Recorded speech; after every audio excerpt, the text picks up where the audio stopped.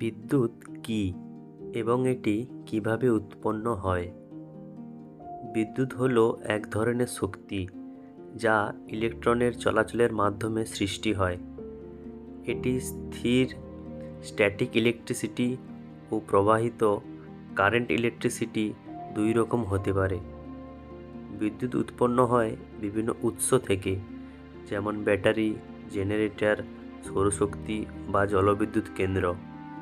বিদ্যুৎ আজকের আধুনিক জীবনের ভিত্তি।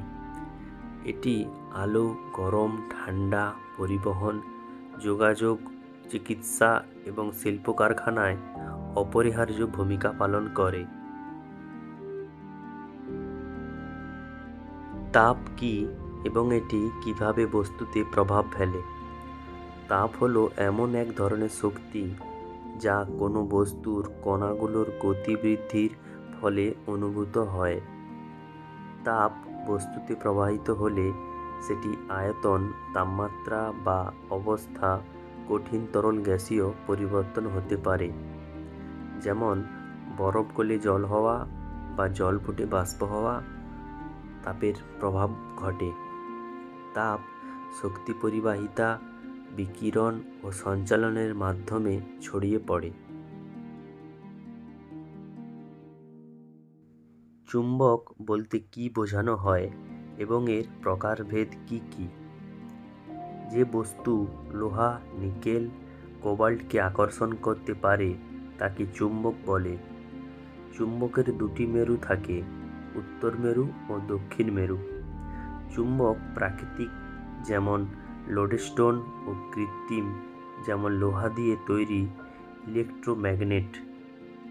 দুই প্রকার হতে পারে, একটি কম্পাস, বৈদ্যুতিক মোটর, স্পিকার, ডোরেবেল এবং চিকিৎসা যন্ত্রে ব্যবহৃত হয়। হজম প্রক্রিয়া কিভাবে সম্পন্ন হয়? মানুষের শরীরে খাদ্য মুখে প্রবেশের পর দাঁত দ্বারা চূর্ণিত হয়, লালার সঙ্গে মিশে গলাধঃকরণ হয়। এরপর পাকস্থলী ও ক্ষুদ্রান্তে বিভিন্ন এনজাইমের মাধ্যমে খাদ্য ভেঙে পুষ্টিগুণে পরিণত হয়। পরে ওই পুষ্টিগুলো রক্তে মিশে শরীরের কোষে কোষে পৌঁছে যায়। অপরিপাকৃত অংশ বৃহদান্ত্র দিয়ে বেরিয়ে যায়।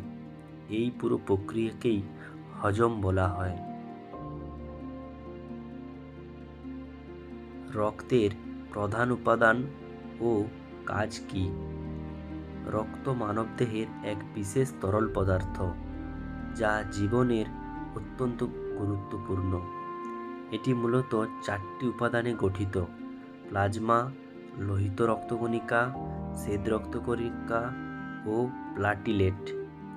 লোহিত রক্তকণিকা অক্সিজেন পরিবহন করে, শ্বেত রক্তকণিকা জীবাণুর বিরুদ্ধে লড়ে, প্লাটিলেট রক্ত জমাট বাঁধতে সাহায্য করে এবং প্লাজমা দেহে পুষ্টি ও হরমোন পরিবহন করে। আগ্নেয়গিরি কী এবং কিভাবে এর উদ্দীকরণ ঘটে? পৃথিবীর অভ্যন্তর থেকে গলিত শিলা, গ্যাস ও ছাই বিস্ফোরণের মাধ্যমে ভূমির উপর নির্গত হলে তাকে আগ্নেয়গিরি বলা হয়। ভূপৃষ্ঠের নিচে প্রচণ্ড চাপ ও তাপের কারণে ম্যাগমা উপরে উঠে আসে এবং যখন তা পৃষ্ঠ ভেদ করে বেরিয়ে আসে তখন উদ্দীকরণ ঘটে। আগ্নেয়গিরি ভূমি গঠনে সহায়তা করে, তবে এর বিস্ফোরণ প্রায়ই ভয়াবহ ধ্বংস ডেকে আনে। ছন্দ কী এবং এটি কেন গুরুত্বপূর্ণ? ছন্দ হলো ভাষার এমন এক সুশৃঙ্খল ধ্বনি, তাল, যার মাধ্যমে কবিতার শব্দ ও ভাবের সৌন্দর্য প্রকাশ পায়। ছন্দ কবিতায় গতি, সুর ও আবেগের মাধুর্য এনে দেয়। ছন্দের উপাদান হলো মাত্রা, বিরতি ও উচ্চারণ ও তাল। ভালো ছন্দ কবিতাকে পাঠকের মনে গভীর চাপ ফেলে। রচনা কিভাবে ভালোভাবে লেখা যায়? রচনা হলো কোনো বিষয়ের ওপর সুন্দরভাবে চিন্তা, যুক্তি ও আবেগ প্রকাশের একটি সাহিত্যধর্মী লেখা। ভালো রচনার স্পষ্ট ভূমিকা ও মূল আলোচনা ও উপসংহার থাকতে হয়। ভাষা হতে হবে সাবলীল, যুক্তিগ্রাহ্য এবং ব্যাকরণগতভাবে সঠিক।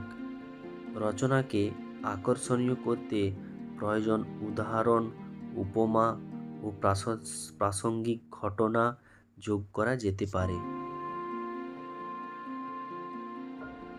বৃত্ত কী এবং এর বিভিন্ন অংশ কিভাবে নির্ধারিত হয়? যে সমস্ত বিন্দু একটি নির্দিষ্ট বিন্দু থেকে সমান দূরত্বে থাকে সেই বিন্দুগুলির সমষ্টিকে বৃত্ত বলে। নির্দিষ্ট বিন্দুটিকে কেন্দ্রে এবং কেন্দ্রে থেকে পরিধি পর্যন্ত দূরত্বকে ব্যাসার্ধ বলা হয়। বৃত্তের ব্যাস, কার্ড, আর্ক, স্পর্শক ইত্যাদি অংশ রয়েছে। বৃত্ত জ্যামিতি, প্রকৌশল, যন্ত্রপাতি ও দৈনন্দিন জীবনে বহুল ব্যবহৃত হয়। গড় অ্যাভারেজ কী এবং এটি কিভাবে নির্ণয় করা হয়? যে মান দ্বারা একটি সংখ্যা সমষ্টির সামগ্রিক মান বোঝানো হয় তাকে গড় বলা হয়। এটি নির্ণয় করা হয় গড় মানে সব সংখ্যার যোগফল ভাজিত সংখ্যার সংখ্যা। উদাহরণস্বরূপ 10, 20, 30-এর গড় হল 10 + 20 + 30 ভাগা 3 = 20। গড় ব্যবহৃত হয় ফলাফল নির্ণয়, পরিসংখ্যান, অর্থনীতি ও বিজ্ঞানের বিভিন্ন ক্ষেত্রে।